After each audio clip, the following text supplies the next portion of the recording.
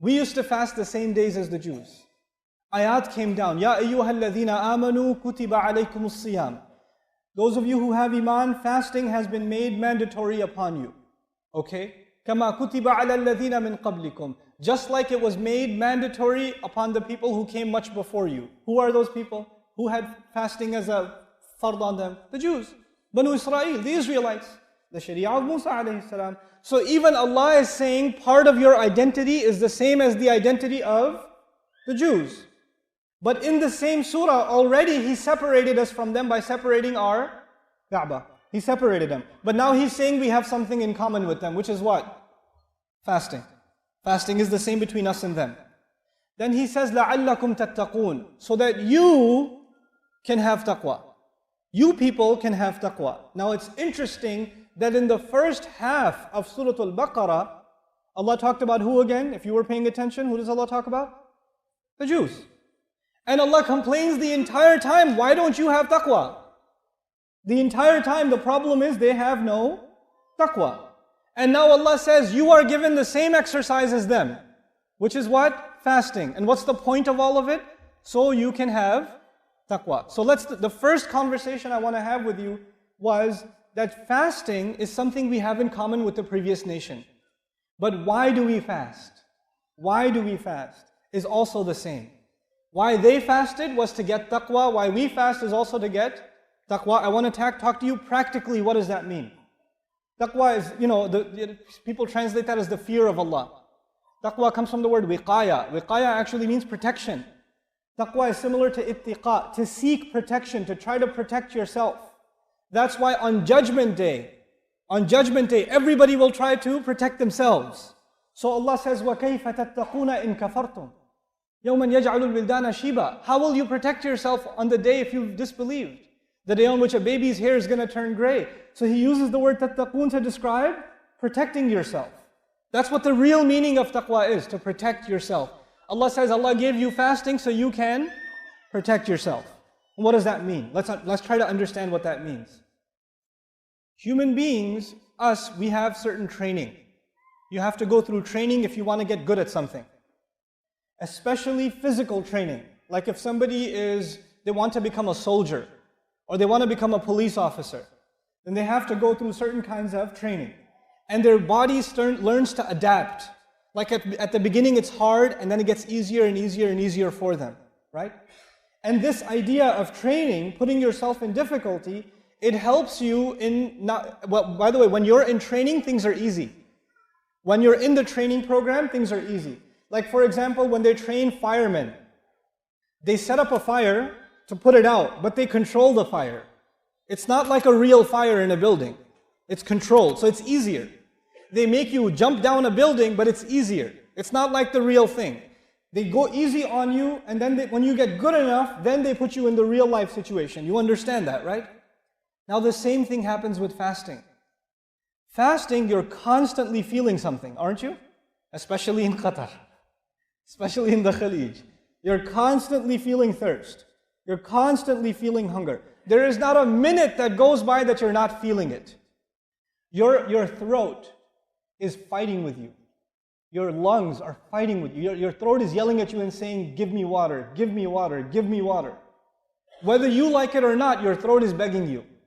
And you tell your throat, shut up throat, it's not Maghrib yet.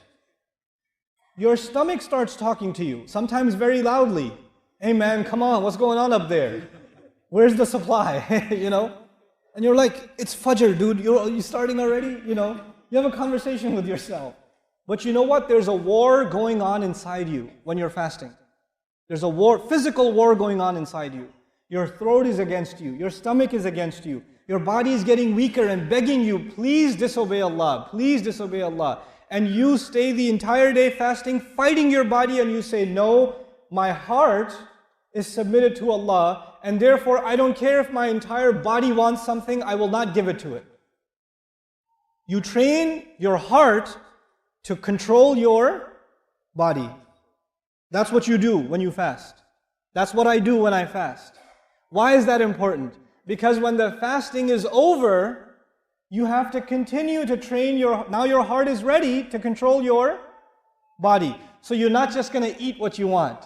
You're not just going to go where you want. You're not just going to look at what you want. Because all of those things your body wants. But who has gotten stronger and when you fast? The body got weaker and who got stronger? The heart got stronger. And where does taqwa rest? Inna dhalika min taqwa al-qulub. The heart is the place of taqwa. When you give your body the weakness and you give your heart the strength, you train yourself to stop yourself from other things. So my dear young brother, the young guys that are here, if you're fasting, staying at home and watching movies, you're not fasting. You're not fasting.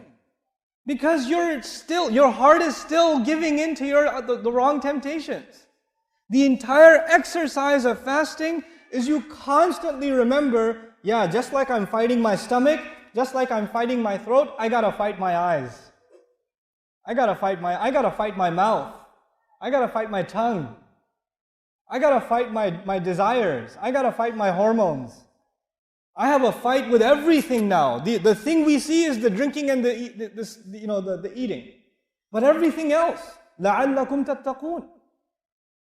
If we don't remember this, then we become just like Banu Israel. They fasted, but they didn't have what?